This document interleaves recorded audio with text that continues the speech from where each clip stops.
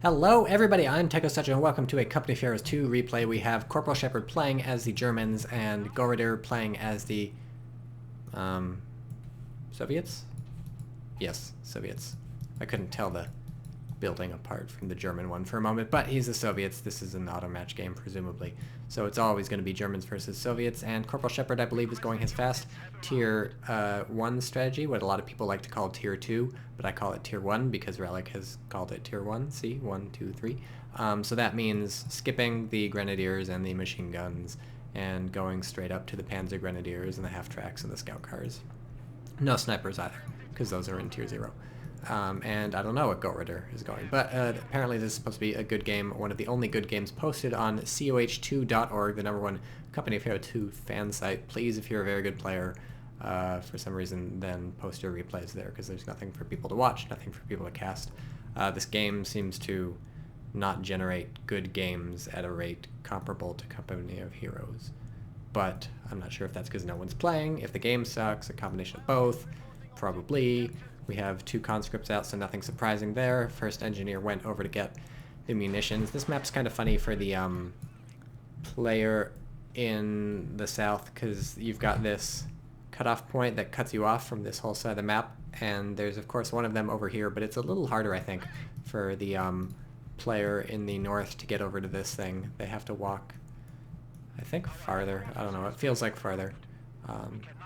And it seems like there's more combat here just because this cutoff point seems like it's a little closer to the strategic point. And I don't know, it seems like the fighting is more intense over here. Also, this munitions point is further down, and so it's a pain for this player to get here. But also the map is pretty big.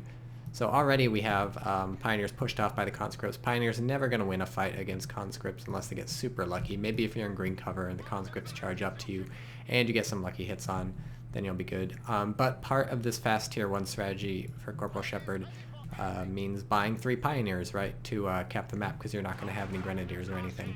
And it's not a huge issue being pushed off with these Pioneers. He's probably going to have to retreat somebody anyways, because you want to build tier 1 as fast as possible, and so eventually you're going to have to bring one of these Pioneers back to your base. You don't want to ever leave units just sitting around in your base waiting to build something. This is things we see new players do fairly often. They're like, I'm going to leave a builder unit in my base to get ready to build. No, don't do that. Watch my noob casts for more info, but this is not a noob cast. These 2 are not noobs. Golradaer, you might remember from the original Company of Heroes. He might have played Dawn of War 2 also, I don't know. But Corporal Shephard, I'm not sure if you remember from anything, but I know him. Pioneer squad's going down. Unluckily got shot by these combat engineers, did some damage, but mostly it comes down to luck who wins these things. Pioneers, I guess, are better up close. I don't know, I was looking at the stats the other day and it looked like maybe the combat engineers are equally as good at any range, and as long as the Pioneers get close enough for the weapons to start hitting, then it doesn't matter. But that dynamic is not entirely worked out. In any case, the Pioneers end up having to charge because they have to be at long range, so often they'll lose the fight, but not always, especially if they get close. So again, we're probably going to see these Pioneers pushed off. Kind of a weird mix, both of them running at each other. They're trying to get to the house, and the Pioneers make it, so they're not going to get pushed off because houses are ridiculously powerful in Company of Heroes 2. You're just impervious to small arms fire, so the conscripts are maybe not even going to try. I guess they're going to sit here and just pin them in the house, right? Because at least if you pin your opponent's people in the house, they can't be off doing something more useful. But nope, Golradaer maybe giving up?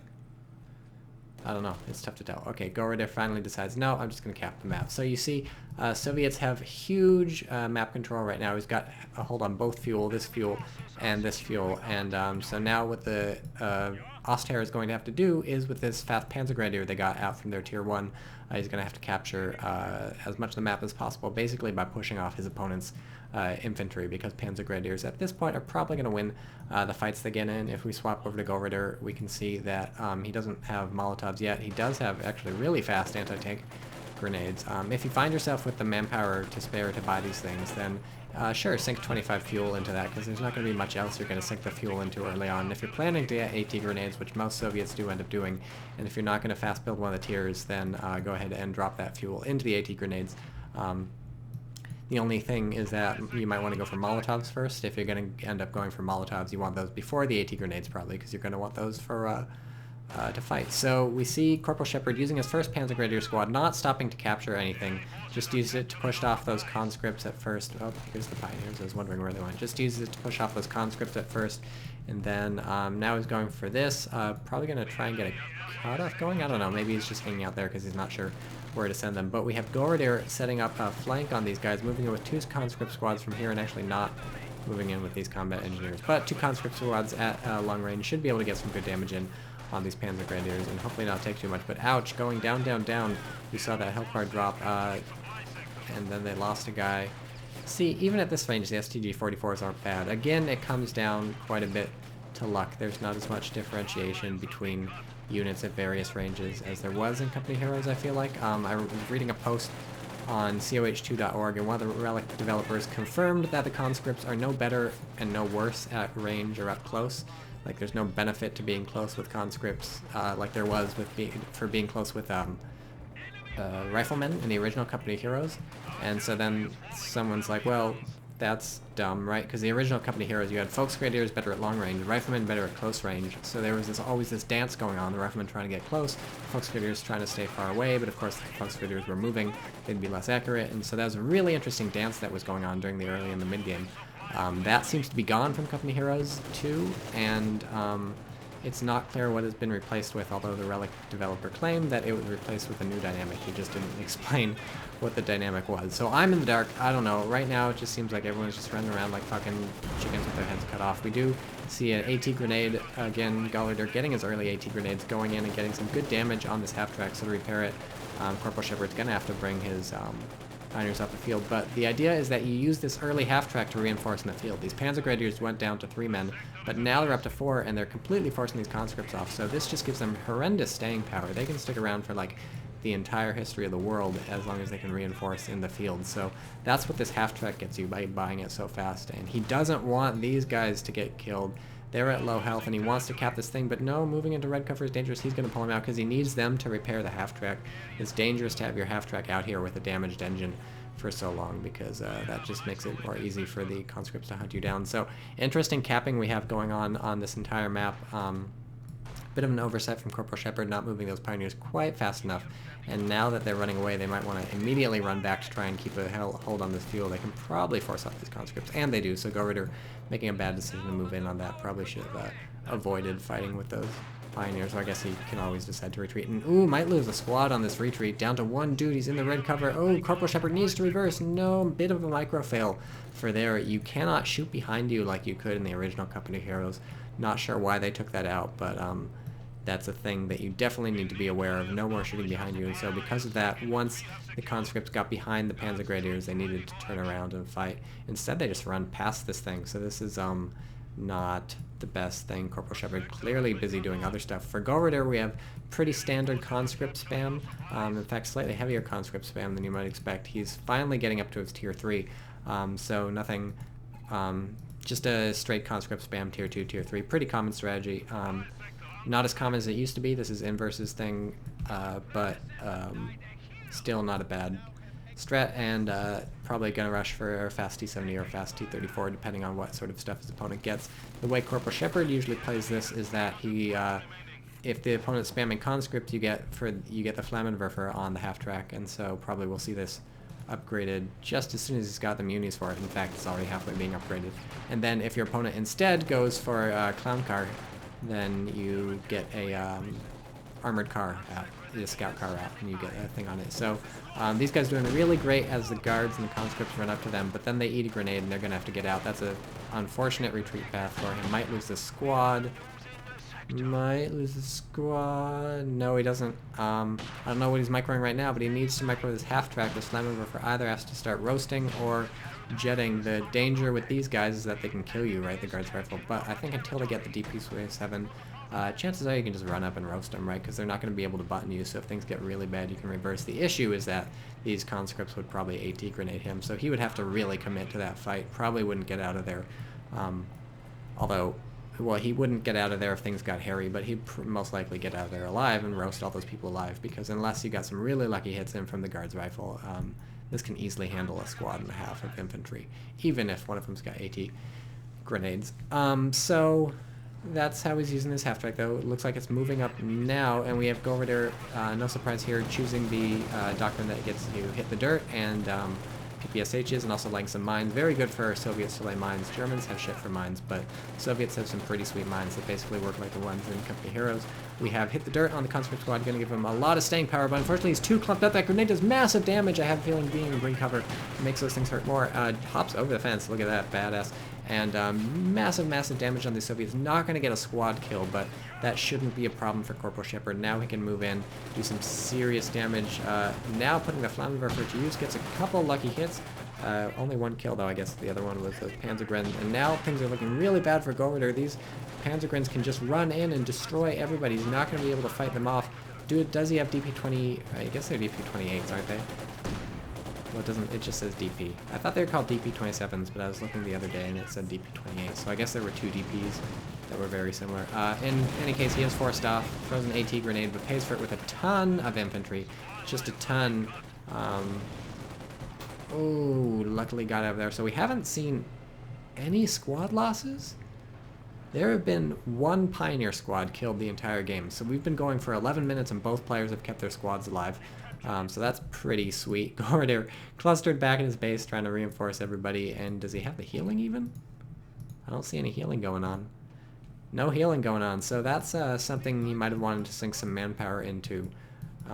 Obviously it's tough to fit that into your build order, but it's part of Inverse's strategy, and you can see why it's useful. These squads having to head out with lowish health, and that's not so great because the difference between full health and less than full health can be life and death when a Panzergrenadier squad is charging in on you. You want to last as long as possible under the Panzergrenadier onslaught because it's really a game of chicken, right?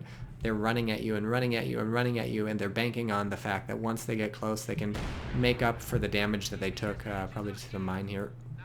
They're banking on the fact that they can make up for the damage that they took running in at you and just destroy you. And if you can just survive that onslaught once they get close to you, then they have to lose the game of chicken and flinch and retreat. So we have the fast T-70 out from Golradaer. He has 20 fuel, so he probably could. Well, his T-70 has been building for a while, so this is going to be pretty great. It's really good against infantry now. They buffed it, and you see the accuracy is quite good. You would think he'd want to maybe get some hits in on this half-track, but it does still have a damaged engine, so his priority is probably to force off all the infantry first. This is going to cause just general retreat, it looks like, from Corporal Shephard, and he's going to have to deal with this somehow. The scout car, if you upgun it, actually can do damage to the T-70, but typically the T-70 will win the fight unless you get some really good rear hits or even some circle strafing stuff. So probably for your AT you don't want that. For your AT you can get Panzerschrecks on your Panzergrenadiers. Those will destroy T-70s if they get good hits in. The issue is that the T-70 sometimes, if your opponent has good micro, will get away. They're fast enough. Golradaer driving in, spots the Panzerschreck, so if he gets some good hits, boom! Oh man, did he just kill that squad? Motherfucker. That's really bad news for Corporal Shephard. Now his AT is completely gone. They didn't even drop the Shrek, which is really unfortunate for him. And it's only the Austrian that he's building right now that's going to save the day. So until then, he's just going to be like, oh shit, oh shit, oh shit.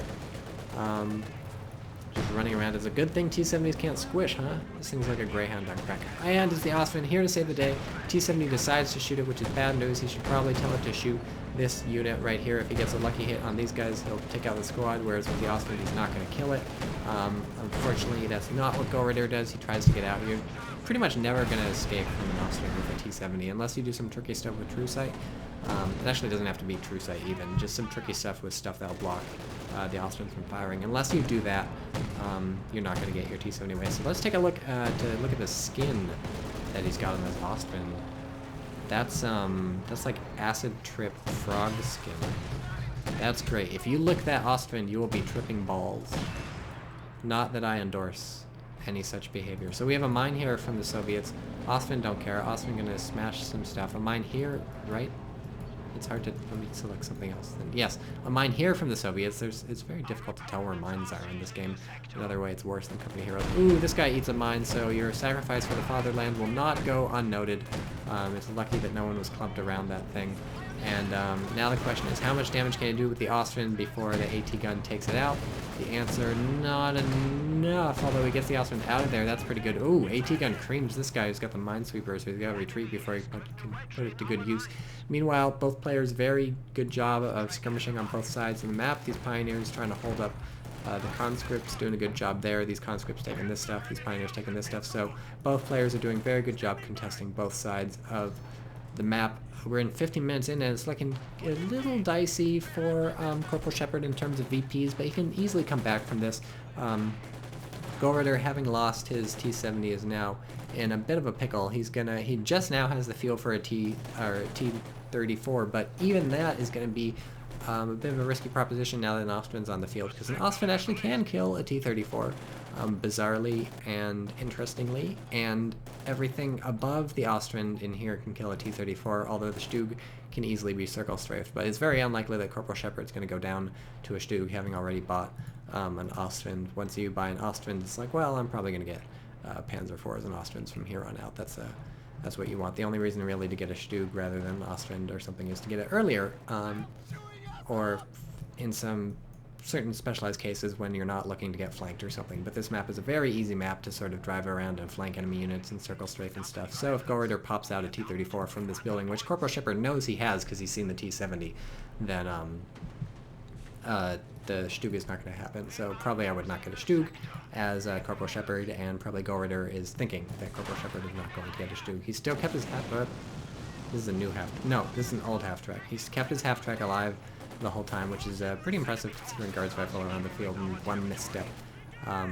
Ooh, roasting an entire conscript squad. So that paid for itself now, pretty much.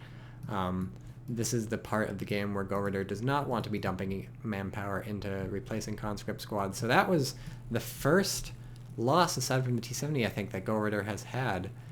And that's pretty great map control and pretty great unit preservation from Golradaer if we're looking at these things. And we have an Opal Blitz out from Corporal Shephard. We'll talk about his commander in a second. But here we have the T-34-76, so Golradaer does go with that and an AT gun. So now with 2 AT guns, hopefully the T-76 will be able to fight the Ostwind. So he'll be able to ram, right? If you want, you just ram the I said T-76. You ram the T-34-76 straight into the Ostwind, and that'll give your AT guns the chance to really just destroy it, because AT guns can, like, I don't know, you saw that AT gun shooting. It was like 3-shotting the Ostwind or something ridiculous like that. AT guns are so powerful in this game, and by that I mean the Soviet AT gun is the good one.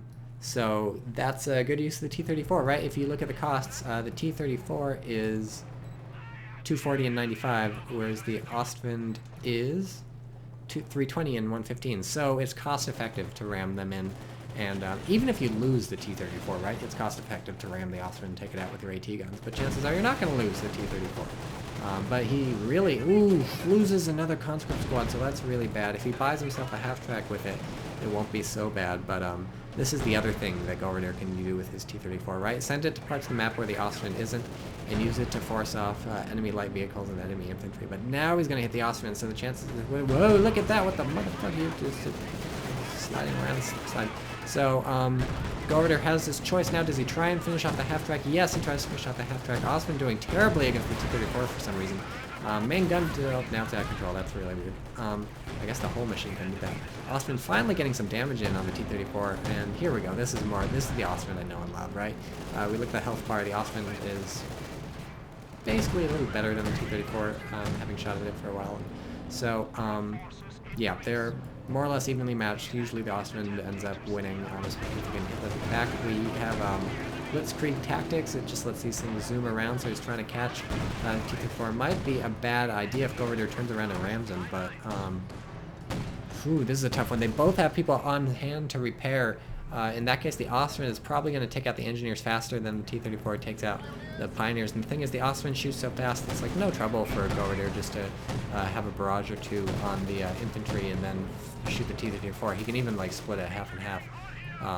Whereas the T-34, oh man, insta-gibs, the Pioneer Squad. Geez, when you're repairing, at least in Company Heroes, you took extra damage, and it looks like in Company Heroes 2, the same is the case because those guys got insta-gibbed. Jeez, that's really bad. So we have a Pack 40 purchase, Corporal Shephard. Again, they're still fighting on all sides of the map, so keep an eye on the mini-map throughout this whole game. That's how you know both players are not scrubs, right? They're, in addition to focusing on whoever the main fight is, they're keeping it going on all sides, still ticking down on the VPs. Corporal Shephard actually owns the majority of them right now, but I said I would talk about the Opal Blitz. So he's got this thing, this commander, and this comes with the Opal Blitz truck. For just 200 manpower, you set it up here, and it increases your fuel and munition income fairly effectively. He's got a hold of both fuel points too, so he's sitting pretty at plus 33 fuel versus Golradaer's plus 19 fuel income, which is actually still not that bad either. But oh, if he loses the squad on the retreat, that's not going to be good. Run, little man. I like how now though when they retreat, they're like crazy looking. He's like patting his head all the time. Almost cock-blocked by the Austrian. So this is going to be really bad for the Austrian. It's going to take hits and hits and hits, and he's got his AT gun set up, but, well, this is Corporal Shephard. Well, now we can't see, but Golradaer, I'm 99% sure, saw this Pak-40 because it was firing, and that was before he sent his T-34 around, although it's pretty hurt, so he's just going to have to chill out and repair that thing for a long, long time. Excellent, excellent map capping by Corporal Shephard. He, remember back, Golradaer used to have basically the entire map on his side, but between good use of the Flammenwerfer half-track and just general exploiting the Pios to send them all around the map, Corporal Shephard has taken back pretty much everything. So wonderful back and forth by both these players. Golradaer sort of on the back foot, except he's got him pinned in his base. So the question is, what's going to work? The T-34 and his two attendant AT guns, or the oh, so now we have two T-30. Oh, yes, squishing. Squished a guy. So now we have two T-34s, but if you were paying close attention to the build queue, you would have seen that Commander Shephard, or Corporal Shephard, was building a Panzer IV, and he's still building a Panzer IV, so we'll get that soon. I'm not sure what the Austrian's doing over here, trying to find some respite, but if Golradaer realizes what's going on, he's going to back his T-34 out of here and come in and maybe try and kill the Austrian, or not. He's just being safe about it. Doesn't want to get into a fight with the Austrian when the Pak-40 is so close. Or does he? Or no, he doesn't. Both players being cagey with their vehicles. That's something I think we're going to see a lot of in Company Heroes 2. The lethality of AT guns and really of vehicles versus each other is just way higher than it was in the original Company Heroes. Especially in certain situations. Where's the strafe going in or something? Oh, that's not a strafe, that's just this thing. So we'll talk about that in a sec. But lethality versus vehicles is just higher in general in Company Heroes 2. Look at this, there's just too much stuff to keep track of what's going on. This AT gun getting flanked, circle strafed, is really risky. He's ramming, boom, ram, and now he's caught right here. And we have Corporal Shephard calling in a strafing run, trying to pick off these infantry, and this AT gun is down to 2 men. Boom, strafing run comes in, destroys everybody. These people are getting fucked by the Austrian. That's really bad for Golradaer. He's getting entirely pushed off, bringing up his second AT gun. Finally, this was holding the flank, but here it comes again. Oh, the strafing run for another pass. It takes out the conscript squad. This ability is bullshit, by the way. Golradaer perhaps bought this ZSU like entirely to shoot down the strafing run. Joke's on him. Anti-aircraft in this game sucks. Also, it's not shooting at it because it prioritizes the infantry. This thing comes in again, and so this ram from Golradaer would have maybe worked had the strafing run come in, or not come in, and boom, here's another strafing run. Now it's not even doing anything, it's just joking, right? Like, now it's just rubbing it in. Still, we have the fight going on. Corporal Shephard tries to recrew this, pays for it with, well, pays for it with the squad. It looks like, yeah, that was a Pioneer squad that's gone now, I think. Nope, it's very difficult to tell. Still the fight going on. Who's gonna win? I don't know what his Panzer IV. Oh, right, it's been rammed and it's gone. So, see, I told you Austrians can destroy T-34s. And here we go, it's the ram! Golradaer's like, okay, whoa! Gets caught up on the AT gun. So I think hitting the AT gun is actually what stopped that ram. There's a few things that can stop ram. Getting a damaged engine will stop the ram. I don't think this Pak-40 damaged the engine. If you're too far away when you start the ram and like the guy backs up a bit, it'll stop the ram. Losing his conscript squad, trying to, that was, oh man, that was a fight, guys, that was a fight. So had he gotten the ram, that Austrian would have been dead, and with the Austrian dead, probably he could have even taken out the Panzer IV too with something, you think. I don't know, now he's going in with this, I don't know what the point of that was, trying to decrew the AT gun, but that doesn't happen, now this is dead. So that was crazy, and by the way, the Opal Blitz has repositioned or been killed? It repositioned. He was like, it's not safe there. Let's just put it outside my base. Your opponent can see, by the way, if you look on the minimap, this sort of urine-colored sector, your opponent can see the urine. So you have to be careful about that. So this Panzer IV, its engine is dead, and Golradaer's moving up with 2 squads with AT rifles. These guys drop one. You better pick that up real fast. There you go. Are they going to be able to decrew it? This gun on the top is just good. And the machine gun on top, I mean, but it's certainly never going to be able to take these people out of the building with this guy up here firing out. So this is going to kill the Panzer IV, it looks like. If these PzGrens are too slow, might even kill it even if they're not too slow, because like I said, there's this guy up here still plinking away. Plinky, and what's he shooting at now? That thing? No. Okay. Shoot, plink, and grenade goes in, so, oh, nice. Golradaer gets out before the grenade seems to kill anybody, but oh no, he surrenders the house, it looks like. Oh no, nice, excellent. Put these engineers in the house with their flamethrowers. They're going to roast up these guys. The question is he going to roast them fast enough? No, he also sticks the, what's-his-face, guard's rifle in, but they're down to 2 people, able to get his tank out, turn on the fog of war, go over to Golradaer. He cannot see it anymore. That was an excellent move by Corporal Shephard, pulling that tank out. Now we have a T-34 running rampant, and unless the Panzer IV gets repaired real fast, oh, just kidding, there's an Austrian. Right, this thing's alive, right? So, excellent job, Corporal Shephard, keeping his stuff repaired up. His PzGrenadiers get pushed off. Golradaer's stuff gets pushed off. This is nuts, guys. What's going to happen? This Austrian coming in behind the T-34. This T-34 might be in trouble if we turn on Fog of War for Golradaer. He sees the Austrian. He knows the Pak-40 is here. He's trying to hunt down the Panzer IV. Is he going to get the Panzer IV? The Pak-40 is setting up. Is he going to get a shot off? Boom, gets a shot off. Doesn't do a ton of damage. Decrewed also. The T-34 is like, yep, sup, I'm going to kill you. This would be a great place to squish right now, but the gun is repaired on this thing, so he's not going to be able to make it happen. He just has to settle for moving out.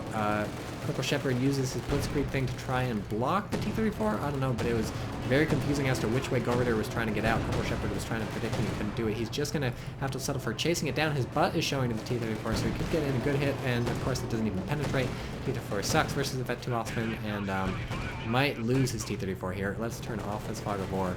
This is Golradaer's only armor at this point. He could build another T-34 with the fuel he's got, but he doesn't have the manpower. He's trying to reinforce his guards. He's lost all his conscript squads to combination of, like, nice button, by the way, to combination Flammenwerfer and Strafing run, and boom, might not have rammed in this situation. I'm not sure these guys are going to be able to take it out. It's, I guess he was hoping for an engine cripple. He does take the gun out, so the guard's rifle are going to be fine, but now the Panzer IV comes in, so this might be it for Golradaer.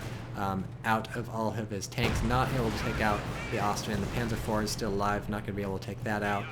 He's managed to decrew all these AT guns, but there's actually these are Golradaer's, right? He's, Corporal Shephard's recruited this, and so now, nice setting up this thing here, gets a good hit on the Panzer IV, but looking bad for Golradaer. So I was talking about high lethality before that crazy fight happened. Since AT guns in general do so much damage to tanks, it's going to take like 4 hits to kill this thing. Tanks do so much damage to each other. Since the vehicle criticals seem to flow like wine from the anti-tank things that have a fairly high range, the anti-tank grenades, right? I think what we're going to see is players being less likely to commit their tanks in fights, right? They're going to be try more to fight at maximum range so that they can reverse out. And we've seen a fair amount of this in this game, either maximum range or always behind cover or something. In the original Company Heroes, what you would often see is people going in around to sort of circle strafe the AT guns and stuff, and we still see that in Company Heroes too, but it's less popular because if you just get a couple lucky hits in on from the AT gun while you're going in, you're going to be destroyed. And it's also really, really hard for the Germans to do it because the Soviets have a 6-man AT gun crew, and also it's much easier for the Soviets because this 3-man gun crew is pretty easy to kill now that target tables are gone. Here comes a strafing run! That didn't do anything. Nice job, strafing run. By Stuka. You know what I like? Sometimes the propeller stays sort of stuck there. See, the propeller is now there forever.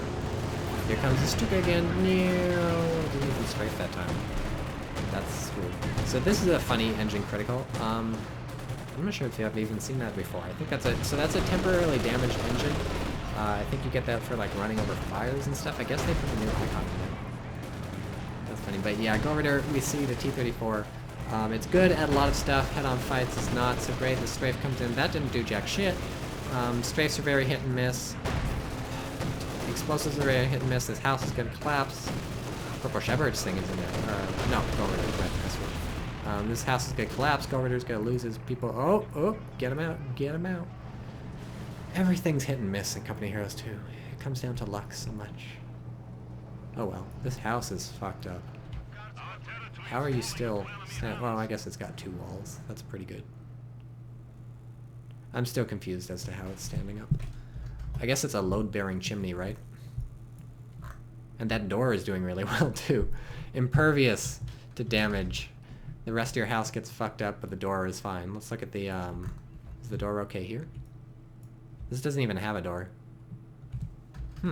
You'd think it'd be very easy to move in on these places when there's already people in there. But so now we have 2 Opal Blitzes, just showing how dominating a command of the map, how commanding a domination of whatever. Corporal Shephard's really doing well on map control, because I hear, whoa, 3 Opal Blitzes, motherfucker. So actually, number 1, you don't actually have to set these up in different territories, is what I hear. You could have all 3 right here, and they would give you just as much resources. So I think that's the way to go, right? The downside is you're putting all your eggs in one basket in terms of your opponent discovering it.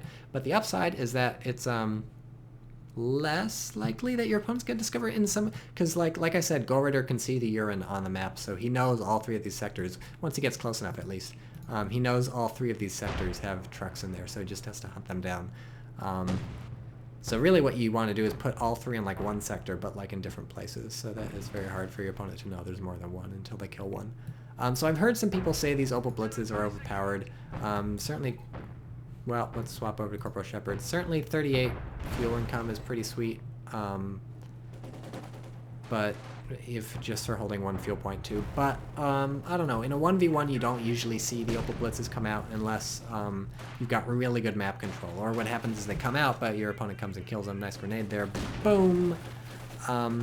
So I'm not sure if the Opal Blitzes are overpowered in terms of giving you... So they give you, in case you don't know, they give you fuel and... Well, this doesn't tell you. You put them in a thing, they set up, they can't move once they're set up, and they give you fuel and manpower, or fuel and munitions income. What are you doing? Just backing up.